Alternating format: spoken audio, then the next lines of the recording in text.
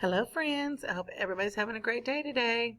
Today I want to talk to you about a word that you're going to hear a lot in reading. The word is genre, and it is spelled just like this, G-E-N-R-E. It's a hard word to say, genre, but you're going to hear that word a lot. And genre means the type of story that you're reading. For instance, all this week, all of our lessons are going to include fantasy. Fantasy is the genre of all the stories that we're reading this week. And fantasy stories have made-up events that could not really happen in real life. Characters not found in real life, they do amazing things. Animals that like to talk and act like people. In real life, animals can't talk, can they? So genre is the type of story. For setting, where and when the story takes place is unusual. In a fantasy story, it's usually an unusual setting, like a magical castle or a made-up land. And the events that happen in the story could not happen in real life. The problem is usually solved in an unusual way, and a lot of times it's just make-believe. So if things happen in the story, like the animals are talking and maybe the animals go to school and they have an animal teacher, those things can't happen in real life, can they?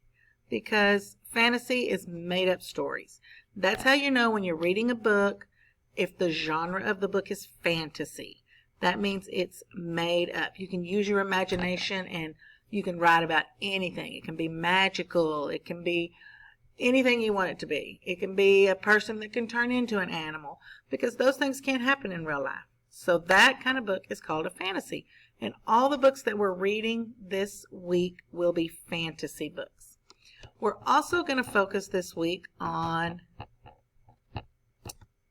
author's purpose. Let me find the bigger picture. There we go.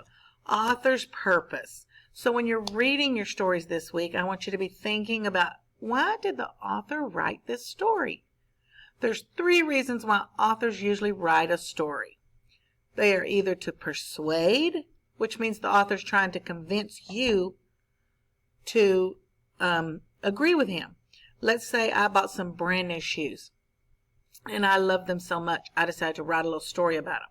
And in my story, I was telling you, oh, my brand new shoes, they're so beautiful.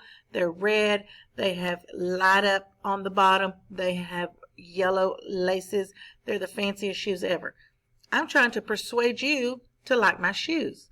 So if I were to write a story about my shoes, it would be considered, my purpose for writing the story would be to persuade you to love my shoes.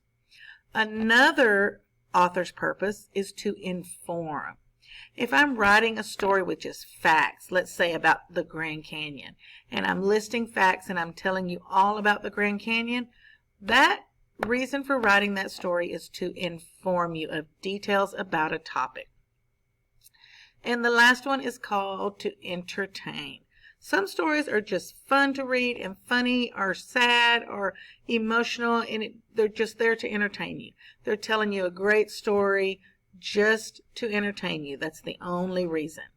So we're going to be talking about author's purpose today in our assignments. So why do authors write? They have one of these purposes. It's as easy as pie to remember. P-I-E. Persuade, inform, entertain. Right here. Persuade, inform, entertain. That's the reason that an author writes every story. How can you figure out the author's purpose? First, look for the clues about the genre. There's that word again, genre. In all our stories this week, the genre is fantasy. Then, ask questions about what you read and find the answers. That's how you can figure out the author's purpose. As you're reading, it's called looking for text evidence. You're going to be looking for things in the text to figure out the author's purpose. Is this author trying to persuade me to like something? Is he just giving me facts and information to inform me?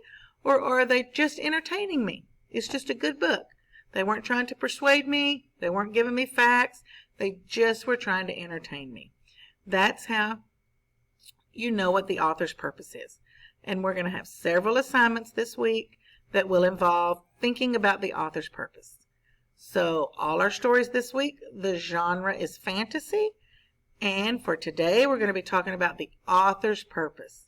So when you watch the read aloud today, be thinking about author's purpose. Is this story here to persuade me to like something?